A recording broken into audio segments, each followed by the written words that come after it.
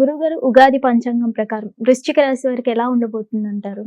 పరాభవనామ సంవత్సరం 2026 సంవత్సరంలో వృశ్చిక రాశి వారికి హ్మ్. మన రామ్ నవనీతం ఒక ఉగాది మీద ఒక పాద్యం రాశాడు పాట.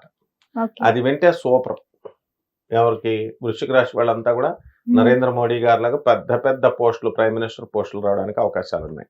పాడినైనా అదిగదిగో వస్తుంది మంచి ఉగాది, అసలు దీని పేరేమో తెలుగు యుగాది.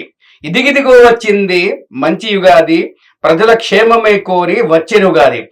అదిగదిగో వస్తుంది మంచి ఉగాది, అదిగదిగో వస్తుంది మంచి ఉగాది, అసలు దీని పేరేమో తెలుగు యుగాది, అసలు దీని పేరేమో తెలుగు యుగాది. అదిగదిగో వస్తుంది మంచి ఉగాది, అసలు దీని పేరేమో తెలుగు యుగాది.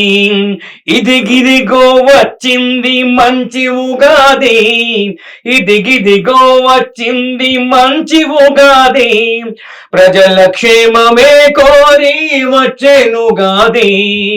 ఇదిగిదిగో వచ్చింది తెలుగు యుగాది, ప్రజల క్షేమమే కోరి వచ్చెనుగాది.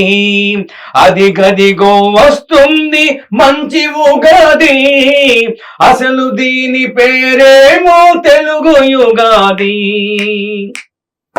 షడ్రుచులతో వస్తుంది తెలుగు ఉగాది, షడ్రుచులతో వస్తుంది తెలుగు యుగాది, సంతోషం ఇచ్చిపోయే మంచి ఉగాది.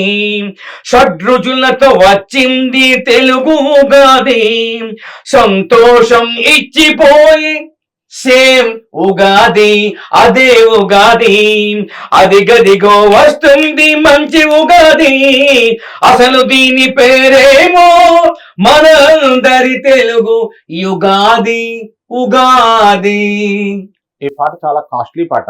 సాధారణంగా మన ఆదిత్యరామ్ గారు వీళ్ళంతా మ్యూజికల్ డైరెక్టర్ కాబట్టి వీళ్ళు చాలా ఛార్జ్ చేస్తారు. వీళ్ళు మన తెలుగు ఓకే. ప్రేక్షకుల కోసం ఫ్రీగా పాడుతున్నారు.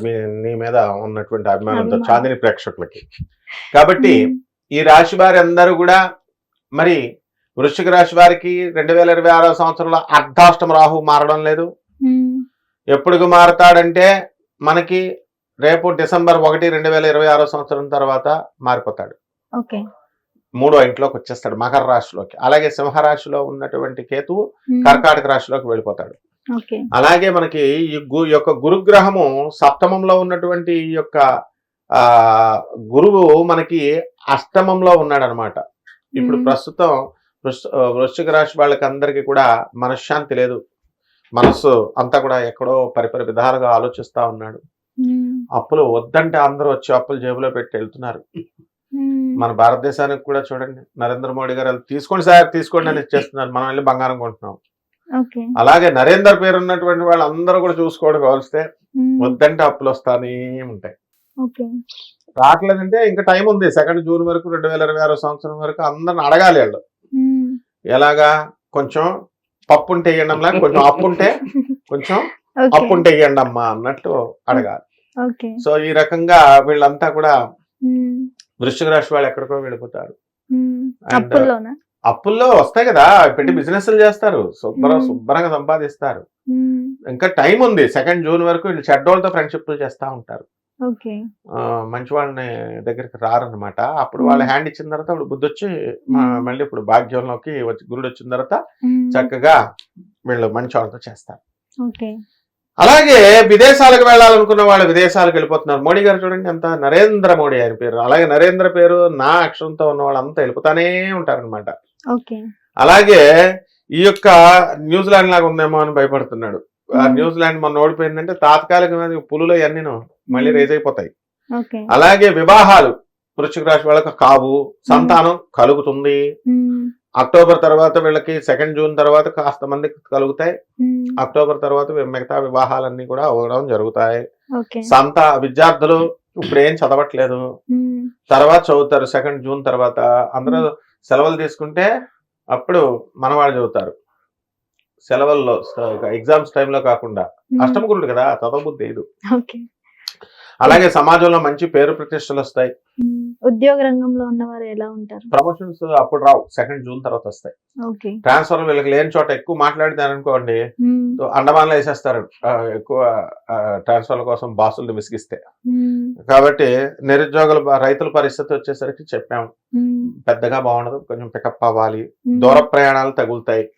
మొత్తం బంధువుల యొక్క కార్యక్రమాలు అన్ని వీళ్ళే చేస్తారు.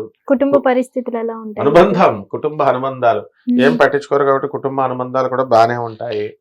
పట్టించుకుంటేనే కదా ఇవన్నీ కూడా మాట్లాడడం జరిగేది. సో పర్వాలేదు. సినిమా రంగంలో ఉన్నటువంటి వాళ్ళకి సన్మానాలు, సత్కారాలు, డబ్బులు కూడా బాగానే వస్తాయి. మీడియా రంగంలో ఉన్న వాళ్ళకి 2 జూన్ నుంచి టాప్ గా అయిపోతారు. వీళ్ళంతా కూడా మంచి కీర్తి ప్రతిష్టలు, మంచి డబ్బు, మంచి ప్రమోషన్స్ ఇవన్నీ కూడా జరుగుతాయి. పొలిటికల్ గా ఉన్నటువంటి వాళ్ళు కూడా అప్పుడే అందరూ వృశ్చిక రాశి ఇప్పుడు కేవలం మనం జపం చేసుకోవడము, జాగ్రత్త కొన్ని పరిహారాలు చేసుకుంటే సరిపోద్ది. మన ఆదిత్యరామ్ నవనీతం పాటలు వింటే సరిపోతుంది అనమాట. కొన్ని పరిహారాలు ఏం చేసుకోవాలి అని అంటే, ఈ యొక్క వృశ్చిక రాశి వారికి అర్ధాష్టమ రాహువు, మళ్ళీ పంచమ శని కాబట్టి మనం శనికి కానీ రాహుకు కానీ మనం జపాలు చేసుకోవాలి. గురుడు కూడా బాలేదు. గురుడు ఎవరికి చేస్తారు? శివుడికి చేస్తాడు. ఆ పరమేశ్వర ధ్యానంలో మన వాడు ఓ పాట పాడతాడు, రాహుది పాడతాడు, ఎవరైనా సరే మీ ఇష్టం. ఓం అర్ధకాయం మహావీరం చంద్రాదిత్య విమర్ధనం సింహికా గర్భ సంభూతం తం రాహుం ప్రణమామ్యహం తం రాహుం ప్రణమామ్యహం. నమః శివాయ. ఓం నమః శివాయ. శివాయ గురవే నమః. ఓం నమః శివాయ. బాబానాం కేవలం, బాబానాం కేవలం, బాబానాం కేవలం. ఓం నమః శివాయ. ఓం నమః శివాయ. బాబానాం కేవలం, బాబానాం కేవలం, బాబానాం కేవలం, బాబానాం కేవలం.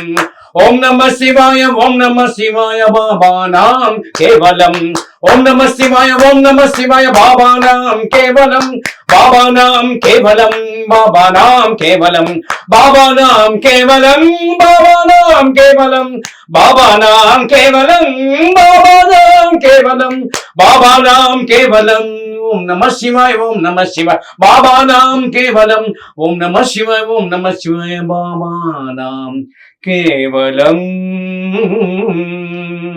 కలియుగంలో వెంకటేశ్వర స్వామి ఎలాగైతే కలియుగ ప్రత్యక్ష దైవమో, అలాగే బాబానాం కేవలం అనేటటువంటిది బం బం బాబా శివుడు. ఎలాగో శివుడు స్వయంగా ప్రభాత్ రంజన్ సర్కార్ పుట్టాడు. శివుడు సాక్షాత్ శివుడు, సాక్షాత్ కృష్ణుడు.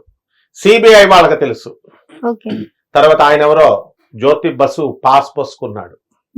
బాబానాం కేవలం అనగానే హడిలిపోయేవారు. అలాగే ఇందిరాగాంధీ ఉలిక్కి పడింది. ప్రపంచ దేశాలందరూ కూడా బాబానాం కేవలంతో తరించిపోయినాయి. వాళ్ళు కూడా తరించారు తర్వాత తెలుసుకొని.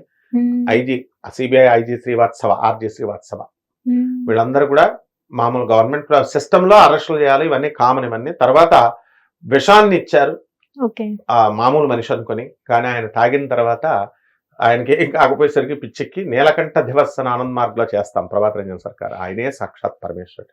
ఆయన ఇచ్చినటువంటి తారక మంత్రం ఇది, అష్టాక్షరి మహామంత్రం బాబానాం కేవలం అనేది పరమేశ్వరుడే స్వయంగా ఇచ్చింది.